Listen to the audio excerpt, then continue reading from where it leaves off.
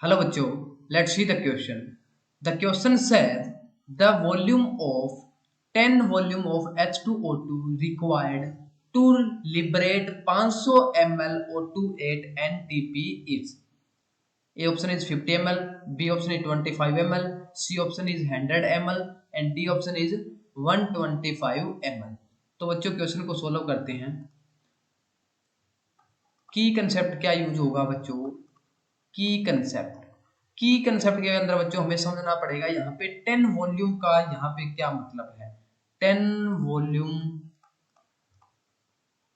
H2O2 का क्या मतलब है, ठीक है बच्चों।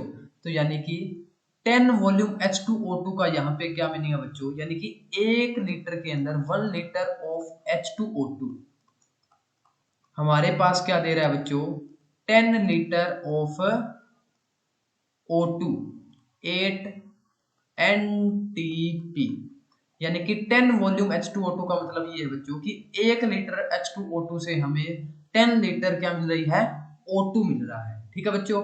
अब हम इसको क्या लिख सकते हैं बच्चों, 1 लीटर को लिख सकते हैं 1000 ml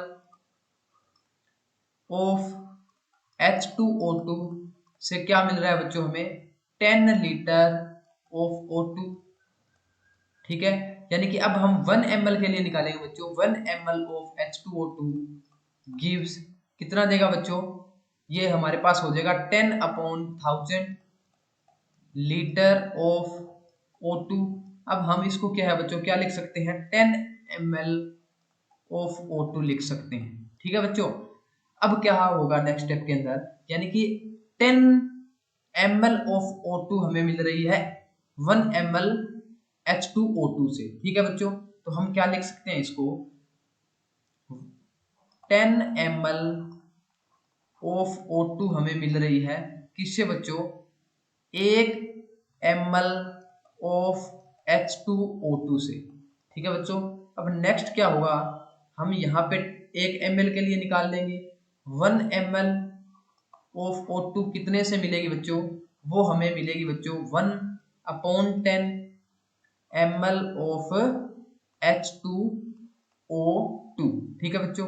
अब 1 ml के लिए हमने निकाल ली और हमें यहाँ पे पूछा है 500 ml O2 के लिए, तो 500 ml ऑफ O2 के लिए निकालेंगे तो बच्चों वो क्या हो जाएगा हमारे पास 1/10 इंटू 500 ml, तो यहां से क्या आ जाएगा बच्चों 50 ml ऑफ H2O2, यानी कि अगर 500 ml ऑफ O2 हमारे मिल रही है वो कितने से मिलेगी, 50 ml ऑफ H2O2 से।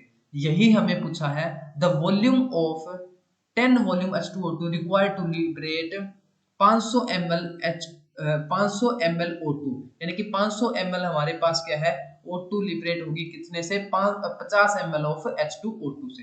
तो अगर हम ऑप्शंस की बात करें तो ए ऑप्शन में हमें दिया गया है 50 ml, तो यहाँ से अपना जो करेक्ट आंसर बनेगा बच्चों that will be A 50 ml। I hope you understood it well, thank you.